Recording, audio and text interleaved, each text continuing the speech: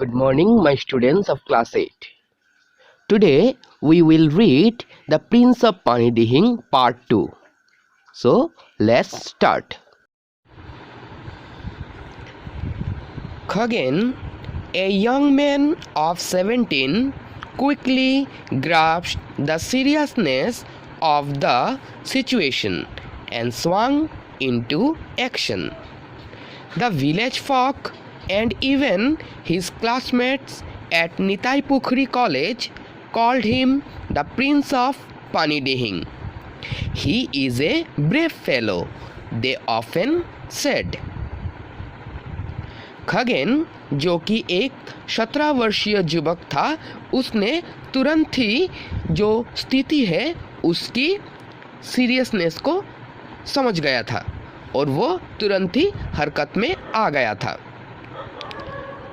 उसके गांव के निवासी, यहाँ तक कि उसके सहपाठी जो उसके साथ निताई पुखरी कॉलेज में एक साथ पढ़ा करते थे, वे लोग खगेन को द प्रिंस ऑफ पानीदिहिंग यानी कि पानीदिहिंग का राजकुमार कहकर पुकारता था।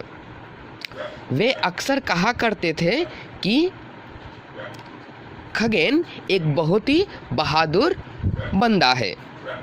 Ramen, hurry up, Khagen shouted to his friend. There is no time to lose. Get hold of the others. Where are Damru, Dhan and Abbas? Ramen ran towards him.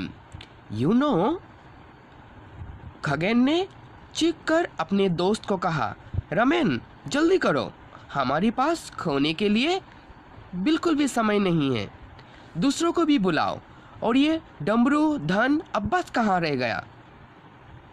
Ramen दौड़ते हुए खगेन के पास पहुंचा और कहने लगा, क्या तुम्हें पता है?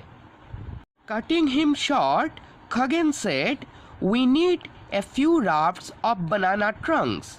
आई will bring along my father's boat. We must rush to Chitaulia. लेकिन खगेन ने उसे बीच में रोकते हुए कहा, हमें बनाना ट्रंक से बना हुआ कुछ राफ्ट चाहिए। मैं अपने पिताजी की नाव को भी साथ ले आऊँगा। हमें तुरंत ही चितौलिया पहुँचना है। In no time, 5 rafts were ready. Each one steered with long poles by 2 boys. The fleet of rafts with Khagen's boat in the lead now raced towards Chitaulia. The marooned had to be rescued in no time. कुछ ही देर में 5 rafts बनकर तैयार हो चुका था और हर एक raft को 2 लड़के लंबी डंडियों के साथ चला रहा था। खगेन के बोट की अगुवाई में वो सारे राफ्ट्स चितौलिया की तरफ दौड़ने लगा। जो असहाय है उन्हें बचाने की कोशिश करने के लिए। By the time the people of Chitaulia had been evacuated to the high grounds of the school building, Khagen and his friends were exhausted.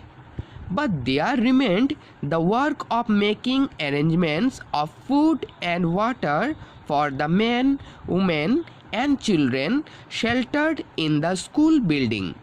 The civil authorities at Dimo also had to be informed immediately.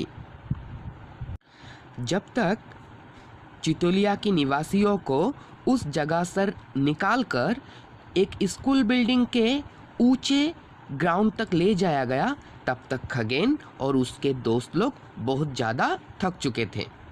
लेकिन तभी भी कुछ एक काम, जैसे कि जिन लोगों को वहाँ से निकाला गया उनके खाने की सामग्री और पीने की पानी का व्यवस्था करना बाकी रह गया था। और साथ ही साथ डीमो के जो नागरिक प्राधिकरण यानी कि सिविल अथॉरिटीज़ है, उन्हें इस घटना के बारे में सूचना देना भी जरूरी था। तो स्टूडेंट्स, ये था द प्रिंस ऑफ पानीदिहिंग का दूसरा पार्ट। अगले क्लास में हम लोग तीसरे पार्ट लेकर जल्दी ही आएंगे।